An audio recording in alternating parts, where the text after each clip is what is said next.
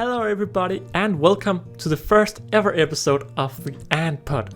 What is the Ant Pod? Well, this is what this episode is for. This is an introduction episode to my new podcast that I have together with my Instagram followers decided to call the Ant Pod. Well, of course, short for the Ant Podcast. Why do I start this podcast today? Well, I am an ant keeper and I have kept ants since 2018 and I feel like I have quite a lot of knowledge. And of course I make YouTube videos every single week and some of them are up to 20 to 30 minutes long. But to be honest, most of them are just about my colonies and I don't really do that many tutorials because, well, tutorials is not that exciting for me as a YouTube creator. But I still have a lot of knowledge that I really want to share. And well, this is why I have started this podcast. Most of my episode will be around talking with other people, like I'm currently in the making of a YouTube with Ants Britannia together with Ants Scandinavia to hear what they are doing and why they're not on YouTube at the moment. And well, that is what I will try to do. I will try to get in contact with a few people. I may just sit and talk like this episode right here, but I don't know, I just feel like I have a lot of knowledge and I just kind of want to share it. I have recently started doing some Danish TikTok and it's been quite fun for me to just share my ant knowledge to all these people who don't know anything about ants, and I just feel like I want to do that more, but I don't just want to do TikToks because TikToks, in my case at least, are fairly simple things like test tube setups. What are an ant queen? How do an ant queen be born? I mean, how does she just appear? How does elate and drones and all of this work? And that is quite simple, and I've now answered that 100 times on my Danish TikTok, and I now have 1,000 new followers that want to know the same thing. So therefore, I don't know, I want to get out with some of my ant knowledge, and I thought it would be perfect to start a podcast and just share my knowledge. Like I said before, I kind of have some plans to interview different people. I want to chat with Aesthetic Ants because we have been chatting quite a lot. We often just sit and not often. We have had these phone calls here and there where we just sit and chat and ask how stuff is going. I've also had a few chats with WaKooshi doing the different experiments I've been doing and just sitting and chatting. And I feel like I want to do more of that. But why just do it in privately when I can share it online to people who may also be interested? And that is where this podcast comes into place. And if I talk quite fast or you hear background noises and whatsoever, please let me know because this is my first ever podcast that I'm doing single-handed. I have been in Formicast a few times, one where it was a proper interview and a few panelists here and there where I've been a panelist and I've been sitting and chatting a little bit. But it's one thing to sit and chat with a few people like in the panelist or where I'm just sitting and chatting with Dirka, the host of Formicast. But it's a whole nother thing to sit in my room and just look at my audio waves go up and down as I talk, like I'm currently just sitting and doing. And therefore I'm also I'm a little bit itchy because, well, it's the first time I just sit and talk for I don't know how long. I'm aiming for this little podcast to be around 30 minutes long, and well, I think I've shared a little bit about why I've started this podcast and why I want to do this podcast. My plans are just to share some of my knowledge and just to chat with the people out there who wants to be chatted with. I want to chat with all of these people, but I don't see a reason to do it on YouTube Live because, well, YouTube Live is one thing. I use that to kind of get in touch with the fans and you guys, and I use this to get some more personal connections. But when I have a stream, I have often thought of making it to a podcast, but you just can't really make a stream to a podcast where I just sit and read the questions. At least I don't think it would be too good. As a person that sits in a car and listens to the podcast, it would be quite weird if I just sit and answer YouTube questions. At least then I should read them out loud and then explain my answer. And I just think it's one thing to do YouTube lives, at least on the Ant Holleufer YouTube channel, and I just don't think it will fit too greatly into the podcast format. And therefore I've started this podcast. And that has been a little bit about why I wanted to start this podcast. Now, to all of you who don't know me, I am Ant Holleufer, also known as Alex, and I have been a co-host in the podcast called The Antcast. Now, I love The Antcast, and I've myself been listening to the episodes over and over. I mean, not over and over. I think I've heard all 4 episodes like 3 times, but it's some great listens, and it's just quite sad that due to JB being quite busy and Jake being quite busy with his education, JB is out working, and Hood is always ready. He's always ready to do another podcast almost. But it's just been quite hard to make a podcast with 4 people, because we all 4 really wants to be in the podcast, and then we also want a 5th guest, and it's been a whole thing to get all people together, and that's basically why the podcast just haven't been working. It was too large, and I was just sitting and I didn't chat. I didn't get all the words out that I wanted to say, because I want to chat even though we are only me and you right now. I mean, it's very personal. I'm just sitting here, and I don't know. I'm just looking at the audio waves. But yeah, a little bit about me. So most of you will probably know me from the Ant Holleufer YouTube channel, but I don't know how much you know about me. I'm not 18 years old anymore. I'm 20 years old, and I'm from Denmark, and I've been keeping ants since 2018. I am on Team Exotics, meaning that I have a lot of exotic species. But then again, in Europe, and even if I get a colony from Germany, that is considered exotic, as that colony in Germany not live in Denmark. Like my Mezzacargo. I mean, Mezzacargo is quite common overall in Europe, but they are not in Denmark, and therefore I have an exotic species just by having Mezzacargo. So I am Team Exotic, and I'm sorry for all of you Team Natives out there. I did a podcast on the Antcast, I think it was episode 4, where we chatted quite a lot about, well, the perks and the disadvantages of exotic and native ant keeping, and I don't want to go into that too much here. I'm Team Exotic because, well, I have quite a lot of exotic species. You know what? Let's just talk about the ants I currently have. I have a Formica colony, and no, let's not go into all of that, because that's not too much about me. That's just about all my ants, and I think that's for another episode. I mean, well, maybe it's not, because, well, this is just me sitting and talking. So you know what? Let's go through all the colonies. Luckily, I do have a little note on my phone with all my colonies, because quite a few people have been asking for what colonies do I keep. And I have the note called Ants I Currently Own.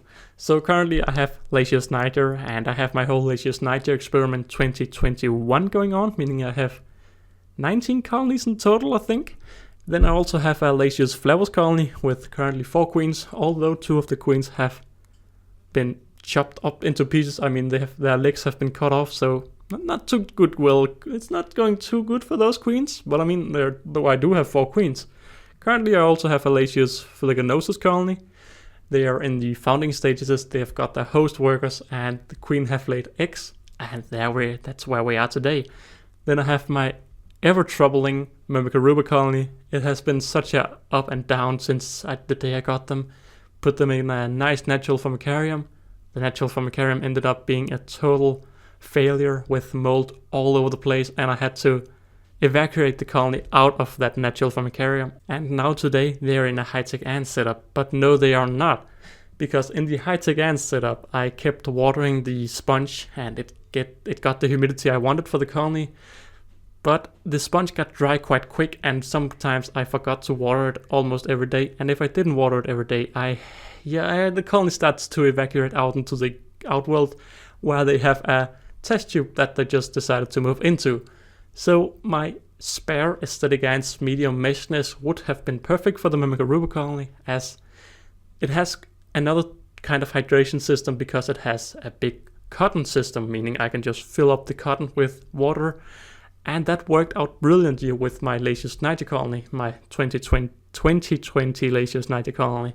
So I decided, together with Mr. EA himself, that it would probably be better for me to move my Mezzacargo colony into the medium mesh nest. And they're currently moving. I just took a look at them for the first time in a few days, and they have all moved except a few workers in the old nest. But I think it should be quite clear, or it should be quite easy to clear out that. And that has been a little about my Mezzacargo colony. What's another colony I have? I have my massive Mezzacargo colony. So for those who are both new to me or just a fairly new subscriber, I have a massive Mezzacargo colony with over 5,000 workers, probably even more today. They are completely amazing, and they're so huge, and every time I do a video on them on TikTok, it goes a little bit, it's a lot easier to get a good video on TikTok with my Mezzacargo colony than with any of my other ant colonies, just because they're so large and so crazy. And even though it's my biggest colony, and every time I do a video on YouTube, they go crazy. I mean, it's my most watched video is about Mezzacargo, my second, and now my fourth as well, I think. So Mezzacargo is really good for YouTube at least, but it's one thing to get a giant colony and just keep them. It has been amazing for me to learn how I do that and how to keep a massive colony. But you just get another bond with a colony where you see them grow from a 1 queen colony to a 1 queen and 1,000 worker colony. And therefore I'm not that motivated to make YouTube videos on them because I don't quite know what to show. But also I have had a few old Mezzacargo colonies, or at least I had one other Mezzacargo colony, and that just went so horribly wrong that I made everything I did wrong on my Mezzacargo, and that is my most watched YouTube video at the time of recording. So yeah, quite a insane story about my Mezzacargo. I mean, if you haven't checked out any of the videos of them, I think it's a brilliant watch. I am really proud of the videos. I have made some extra special editing about them, and both of my Mezzacargo videos are, I think, around 20 minutes, so it's a good long watch if you like a good long watch, like a podcast, of course. Podcast is audio, and YouTube is not audio, it's audio and video. Now, my next colony is my Camponotus herculeus, and I don't know, it's been a really crazy trip for them as well. To be honest, most of my colonies have been through some insane things. My Camponotus herculeus, I got them with 5 workers. During hibernation, 1 died. After hibernation, another died. They were down to 3 workers. Last year I had my whole Camponotus curse, but I won't go too much into detail. I mean, this is a podcast. This is where I should go into detail. So, I'm going to put my phone away and go into detail about that. Yeah, sorry for the little bum right there. Also, I am really, at the moment, my breath is really up and down. Even when I'm recording voiceovers for my own videos, it's just... So yeah, sorry for the ASMR breathing in the microphone. But yeah, I got a Camponotus Vegas colony in 2018, and the colony did quite well. I mean, they never grew. I got them with like 10 larvae or something, and they got into pupae stage, and then they hatched 2 workers. Then the queen laid some eggs. We had hibernation. Hibernation was over. The queen has eaten her eggs. She laid a new batch of eggs. The legs turned into larvae, I think. It's so long ago. We're in 2019 at the moment. And halfway through 2019, I think. Yeah, it must be 2019. I just moved the colony into a nest. That was not the correct nest. I used a dig fix nest. And they just didn't dig. And it was just so much up and down. And at the end, I think the queen just died of stress.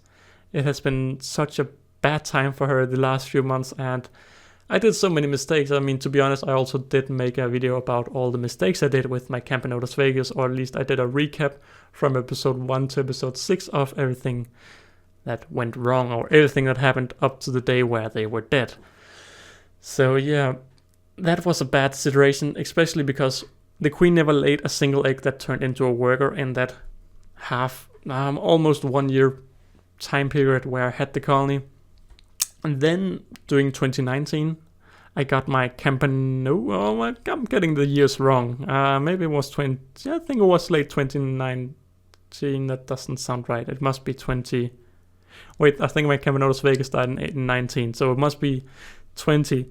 Yeah, 2000. Yeah, 2020. That's where Nino Tuno contacted me regarding she wanted to sponsor a Camponotus floridanus colony to me. And this was the first ever sponsor I got, and I was so excited. And then I read on the species, and they were fast growing like Camponotus nicobarensis, and I was so excited to get them. And then I got them, and they were amazing. The queen was aggressive, the workers were aggressive, they were amazing to look at. And I decided, it's quite hard to feed them in a test tube. That's before I started using Outworlds all day every day. So therefore I just moved them into a little high-tech ants nest, and then I connected an Outworld, and I fed them in the Outworld, and it was great times. And then the worker died, but that's okay because the queen had a lot of larvae, and the queen was a big, fat gaster. She had a massive gaster and was truly amazing to look at. They took the fruit flies I gave them, they took everything. Then another worker died, but they took everything. It was amazing to look at. Then they ate all the larvae, but they took everything and they kept eating everything, and they were amazing to look at. Then they lay a new batch of eggs and ate that new batch of eggs, and yeah, slowly all of the colony died out, and it was quite sad because at the last, the larvae finally got into egg stage, or wait, the eggs finally got into larvae stage at the last few weeks where the queen was single and alive. And it was 5 massive larvae when the queen sadly died, and I was really sad because, well, I had rooted for this queen for so long, and yeah, it was really sad because I just felt so disappointed, and I just disappointed Ninotoro. She had given me this colony, and I had documented them, and I had failed. They had died, so yeah, it was quite sad. It's quite a sad moment for me. Also, then I just never really made a video about it. I think I'll make a video later this year talking about the species I lost, or at least the colonies I lost, because I do think that I should pay my respect and showcase. I mean, I don't have video of the dead queens, but chat about it like I'm doing right now. And yeah, my Camponotus, I also got them, my Camponotus herculinus, I got them a little bit later than my Camponotus floridinus, but they were living together. And I think actually I got my Camponotus herculinus first, but they were in hibernation while everything happened with my floridinus. And once the Camponotus herculinus exited the hibernation, one worker had died, another worker died, I think a week after hibernation, and I was just seeing the same repeat for the 3rd time. Camponotus colony doing badly, slowly dying out. None of this was a fast, instant stress to death. It happened over half a year with all the different Camponotus colonies. And yeah, it was quite a sad moment for me. But then suddenly, the Camponotus herculinus queen started to wake up. She started to lay a new batch of eggs, and the larvae grew into pupae. And from a 3-worker colony, she had 5 when I got them, lost 1 during hibernation, lost 1 a few weeks later, so they were down to 3. Then a new worker enclosed, 4, a new 5, a new 6, and after a week of just enclosing, and I think it was a month of just enclosing, the colony was up to 18 workers. Completely amazing, 18 workers. I was just so amazed, and I decided, I think I'm gonna move them into a new test tube because I had to record them, and then after that I think I would move them into a nest once they grew out of that test tube. So I connected the 2 test tubes and they started moving. It went quite bad. It was a hot summer day, and the next day when I got home from work, the entire colony had died. The test tube was connected, dead colony. I think we had 4 workers that were dead in the new test tube, and the queen and all the larvae and everything was dead in the old test tube. And I posted a long Instagram story. A really sad day for me. People were supportive. A really bad day for me. But I just didn't want to throw the colony out. They were the colony that broke my Camponotus curse. I had loved them so much. I had rooted them for so much. My Vegas colony died. My floridinus colony died. I wished that this colony would have been the massive colony I had hoped it would be, but they were just dead. But I couldn't give up on them. So I grabbed myself a little Outworld and just dumped the colony in the Outworld, because in my head, initially when I saw them, I saw some signs of water reservoir. I'm not too sure what it's called. There were bubbles on the side of the test tube.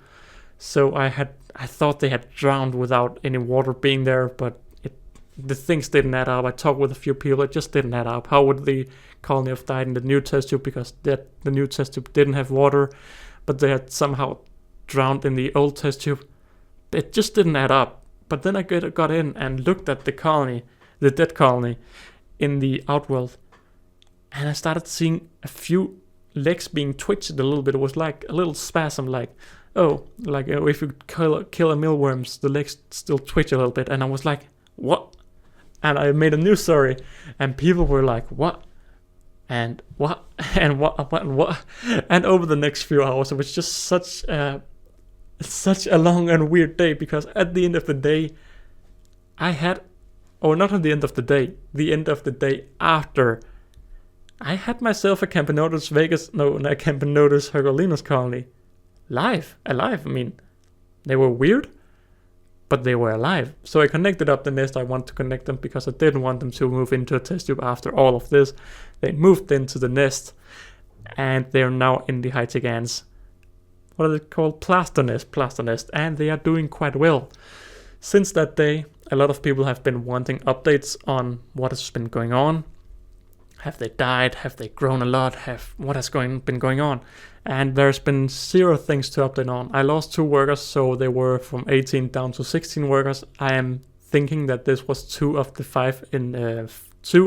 3 remaining nanitics that had died out. So it all made sense that, well, now they're down to 16, and it wouldn't surprise me if they go down to 15, because then the last nanitic have died.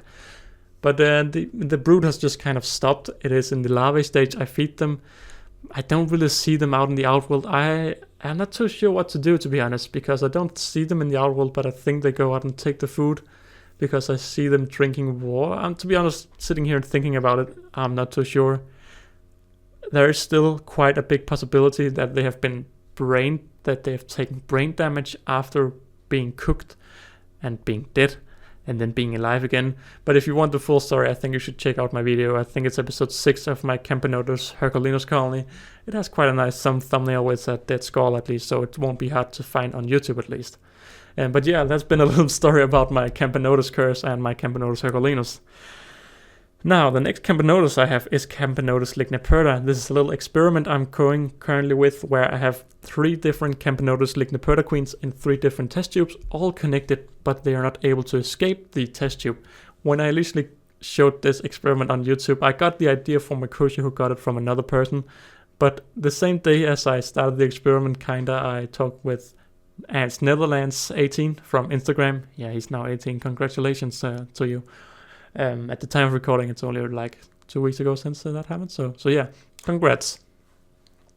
And well, we had a different chats. Would it work? Would it not work? I don't know. Let's just find out. And today, there's 3 workers going in all 3 test tubes, feeding all 3 queens. Although all 3 workers is from colony B, and they have taken all of the brood from all 3 test tubes and put it all in colony B. And the colony B queen is definitely the biggest, at least on the gaster wise, but they're on all 3 test tubes and feeding all three queens, so that is quite nice, and I'm looking forward to making an update on it. But right now I just don't have time. I have too many videos in the making. I think I have 8 videos that I'm currently making, and at the moment I only make 1 video a week, so it's not too good. But I mean, they are doing quite well, but again, they're just kind of in the middle stage of making brood without the brood growing up. Now, the next colony on my list is my Camponotus nicobarensis. This is the newest colony I got in my ant keeping room, and I just got them, I think a month ago, and something like that. And they had 10 workers, and I think they're up to 13 workers now. They're in a little aesthetic box. What is it called? It's called a mini what? I can't remember. The mini Outworld from Esthetic Ants. And they're doing quite well. They're out feasting when I give them food, and they're in the test tube when I'm not giving them food. And I don't no bad things, no good things. It's quite a new colony. It's just looking quite well for them. Wow, next on my list is my Tetramorium caspitum. That's also a colony that pretty much no one knows I have. I got the queen. That was the first queen I captured this year. Got her. Forgot to record her because I had too many things in the making. Put her in a test tube.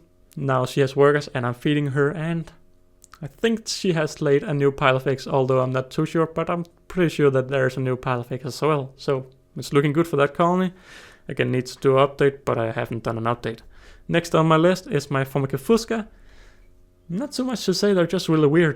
The queen goes out in the Outworld like on a daily basis. It's a 4-queen colony. And they're also almost all the time living in my 4-way connector from Esthetic Ants, although they have established a big garbage area inside the 4-way connector, so I really need to disconnect that, empty it, and maybe reconnect it. Not too sure. It's not too optimal. They don't seem to be too happy in their nest from Ants of Europe, but again, I have read online since I put them in that nest that Formica fusca generally don't like acrylic nest, and it's acrylic nest, so that may be the reason why. I don't know, the queens just always seems to be in the switch box, and then when I get in the room, they come running back into the nest and all hell breaks loose because, well, the switch box or the four-way connector is not in the dark. So when I turn my light on in the ant room, they go mad. But they currently have one larvae. But people online think that the reason they only have one larvae is they have kind of entered hibernation. Formica don't have overwinter brood, meaning they don't have larvae over winter. So they may just be preparing for hibernation, which is really bad, or really not bad, but annoying for me as an ant keeper because they're not progressing at all. But that's just how it is. Now, on the next, sorry for that sound, I just saw on the audio wave, it's quite a spike. Maybe my fiance edited that out, or maybe I'm editing it with her. My plans is that she's gonna edit the podcast so I can get it out on a weekly basis, but let's see how that goes. I forgot to talk about that in the intro, so for you hardcore listeners still here, there you go. Aiming for every Thursday, I think. Yeah, that's my goal at least. Now, next on my list is my Nova Mezzacargo Rally. Now, it's quite a similar story to my Camponotus freudianus. Got them around the same time, put them in a nest, and they were doing great. They had lots of larvae, fed them, they were happy. I fed them, they were happy. Fed them, happy, fed them, happy, fed them, happy. All the brood disappeared. But I fed them, they were happy. I fed them, they were happy. They were fed them, and they were happy. Still no brood. And then a worker died. Then 5 workers died within 5 days, and I thought, no, something is all wrong. I'm rescued them into a test tube. I just connected a test tube, and they moved in without me pushing it at all. I don't know what went wrong, but they were not happy. They were in the test tube. Another worker died, down to 3 workers. Another worker died, 2. Another 1. The last worker died, and it was just a queen.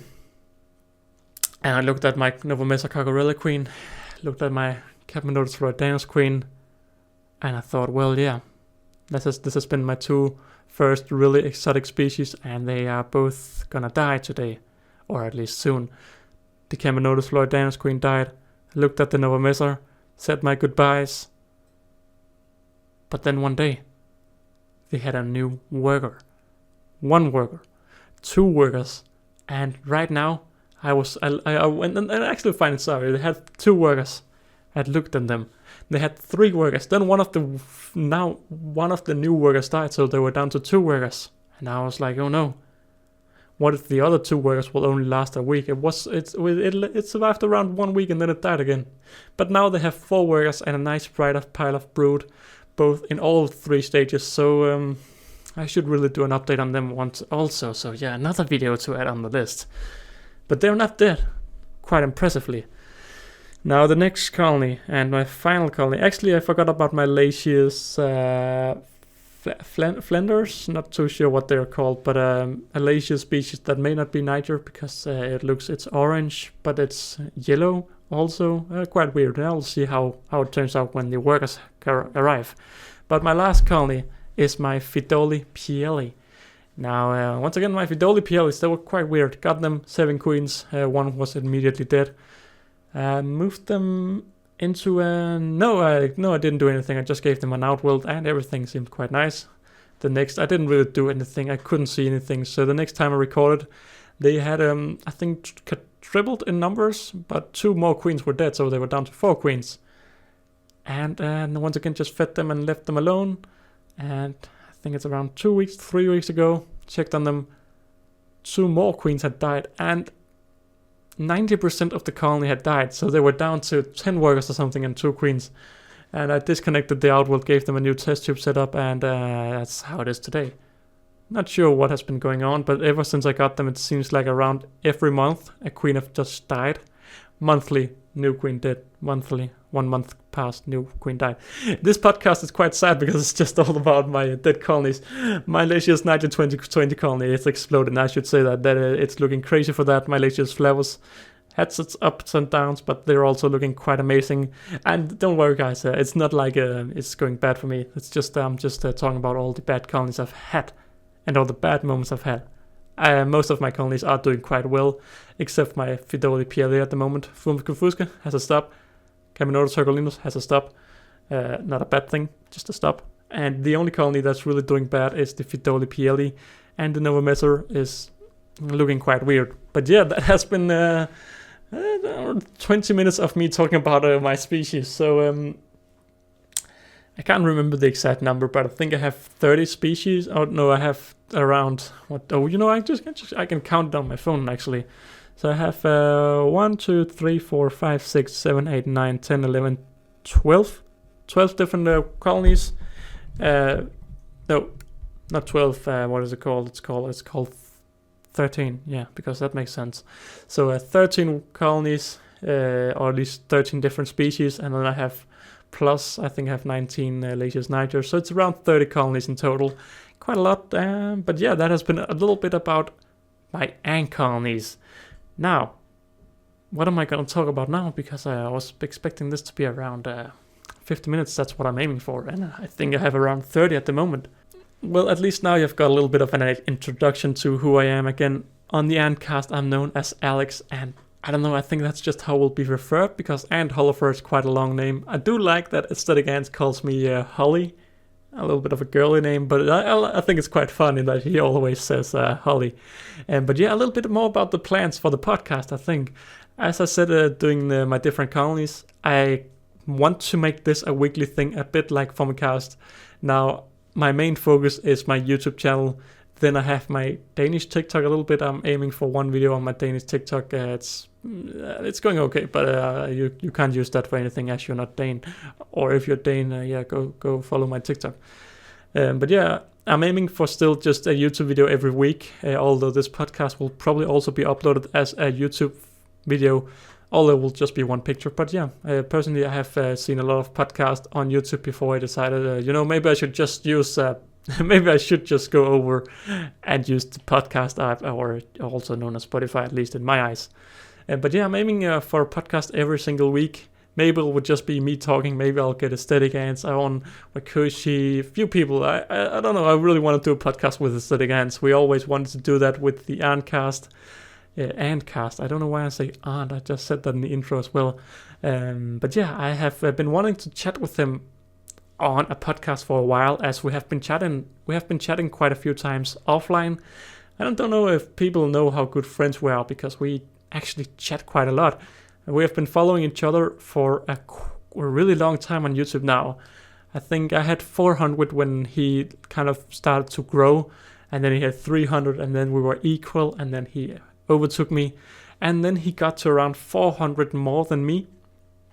And I just said, you know what, no, now I'm gonna follow him. So since I think he had 900 and I had 500, we've just been following each other, and to the present day I have 1,500 and he has 2,000, and I have only lost 100 subscribers towards him or against him since last year or something. So we've been following each other really nicely. Like I said, he's gained 100 subscribers more than me over a 4 or 5 month period. So yeah, we are quite equal on YouTube stats, at least, and that's also why we chat quite a lot. We are the only two ant creators, except for Ants Canada, that I know of. At least I should not say anything, at least that I know of, that upload every single week. And I do think that both of our videos are improving quite a lot.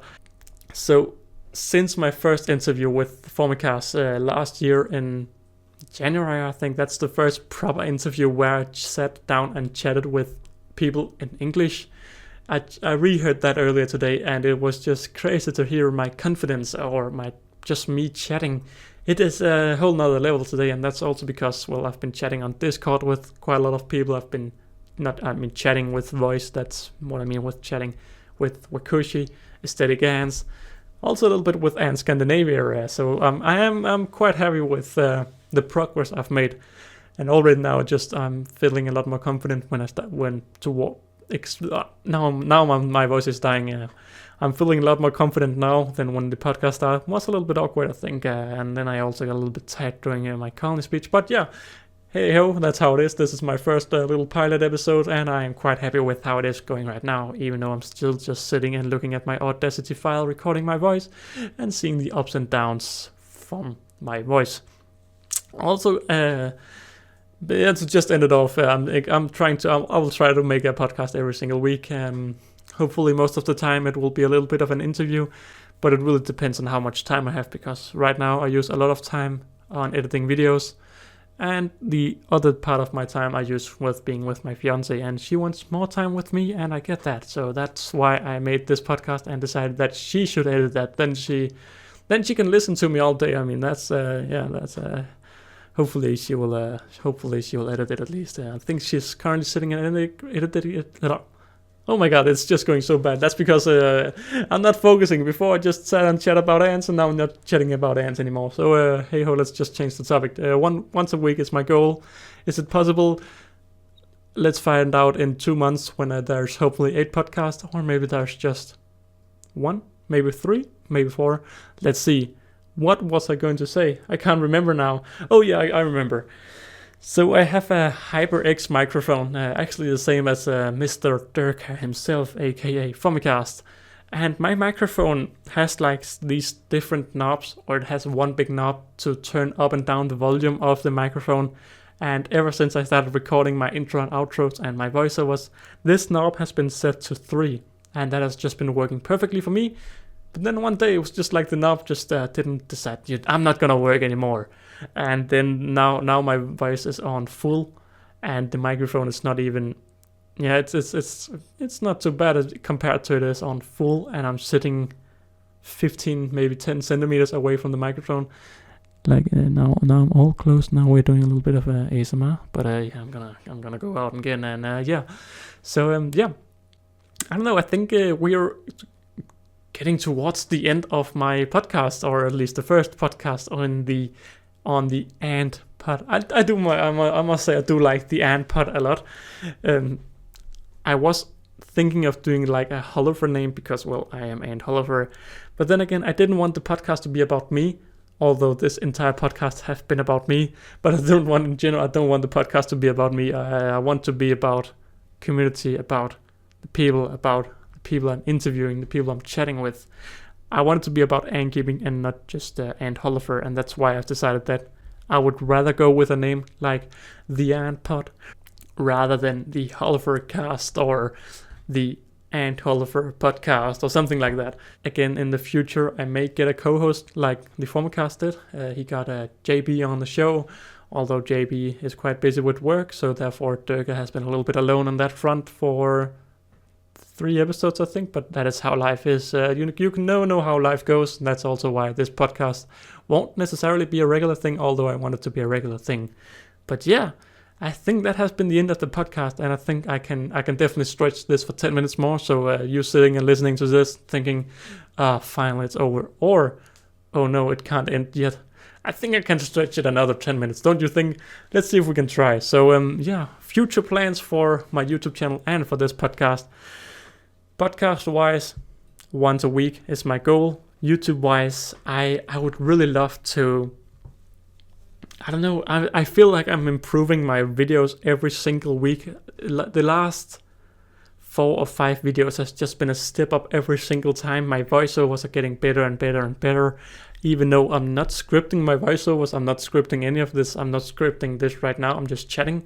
That's also why it's going a little bit bad sometimes. But hey ho, that's life. Sometimes it's just about trying out and see how it goes. And I mean, the reason I can make 20-minute long YouTube videos every single week, or not 20, the reason I can make YouTube videos every single week, together with my full-time job, together with being moved out and being 20 years old with my fiance and just keeping dogs, keeping cats, keeping ants, feeding ants, is that I kind of, the whole process of writing script is not my style.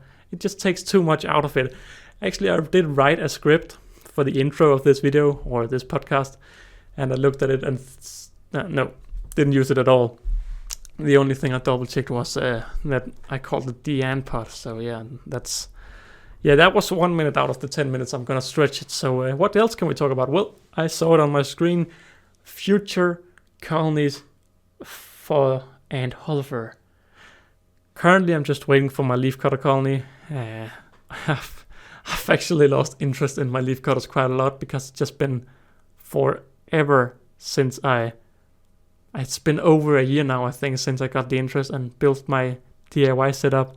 And since then, now I'm almost wondering whether I should use the setup or not, because well, WaKooshi is working on some quite special smart setup things. Of course, that is all in beta and testing and alpha. I don't know what it's called when it's a physical object, but he's currently testing that, I think, pretty sure. And I would just love to see that, because, well, my system is just a heating cable that I turn on and off with a watch, like a 24-hour watch that you can just tap on and off for every quarter of an hour. And I did that like over 2 months last year to get the exact notch. I think it ended up being half an hour turned on, half an hour turned off. I mean, and then it worked out being 26 degrees and around 99% humidity for all week long. So yeah, that seemed to work quite nicely, but getting a smart system is way better. And I know WaKooshi is quite a lovely man, quite a clever man, and he doesn't go half into anything. He goes all in. I mean, with the Lazius Night Experiment 2021 and with the Camponotus ligniperta experiment, I chatted with him, and suddenly he was just like, okay, so anyway, what do you want? Because I want to make this. I want to see it. I like you experimenting. I want to do experiments myself, but I don't have time to document it because I have a store to run. And WaKooshi, don't you worry. I will be the experiment guy you need. And so yeah, don't you worry if you're listening. Although I don't know, I think you are listening together with maybe Antic. And that's the two stores I'm pretty sure that listening. Although if we look at Formicast, maybe the Ant Lady will also listen. Pormo Arts maybe. And maybe Utah Ant Shop, although I think Durka and Utah Ant Shop are not on too much of a speaking front anymore. Also, something totally different while we try to get the last, 4 minutes now? 5 minutes. Aesthetic wants the Urban Ant Keeper to try to make these ant news, and regarding whether that will happen, yes or no, I'm not sure. Currently, I am in a state where I pretty much watch all micro ant keeping YouTubers. I mean, I watch Sans Ant. I can just grab my list because there's quite a few, although I will only say the people with ant in the front of the name, because else I have to look through all my subscribers. I am currently subscribed to Amazing Ants, Ant Colonies of Earth, Ant Farm, Ant Holleufer, Ant Invasion, Ant Lab, Ant Kit, Ant-Man UK, Antopia HQ, Ants and the Colonialist, Ants Adventure, Ants Anatomy, Ants and Pets, Ants Australia, Ants Britannia, Ants Denmark, Ants England, Ants for Beginners, Ants Hollow, Ants Hood, Ants India, Ants International, Ants Junior, Ants Manitoba, Ants of Windsor, Ants on a Rock, Ants Only, Ants Portugal, Ants Scandinavia, Ants Scotland, Ants Serbia, Ants UK, Ants Canada, Ants Gapes, Ants Luxembourg, Ants Store, Ants Vienna, Ant Venom. No, I think that's a Minecraft channel maybe. Yeah, I think it is. Aqua Ants and Oz Ants. Aussie Ants as well. Shall we just look through? Maybe I'm skipping some because, well, they are not ant in the front name. Let's just see if anyone pops up. D Colony is also a colony, or it's also somebody I'm subscribed to. Aesthetic Ants, of course. Let's see. Formicast Podcast. Francis Aru Ant. Again, sorry if I'm missing a few. I think it's just because I'm skipping them if I don't recognize the logo. Let's see. Anything else with an ant? KB Ants. What else? King's Aquariums and Outworld is also on the list. Let's Talk Ants, although I don't think they've ever done a video. Oh, okay, they've done 2 videos. That's my rival podcast, definitely. Yeah, we're rivaling as much as the Antcast is rivaling me right now.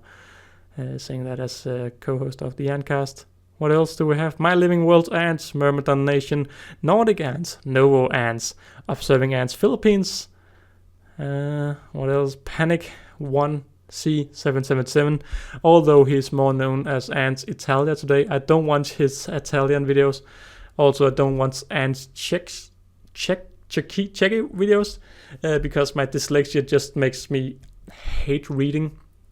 I just can't read subtitles. I mean, I can, but I just end up just staring and not listening at all. So yeah, sorry, Ants Czech, I am not following your Czechish channel.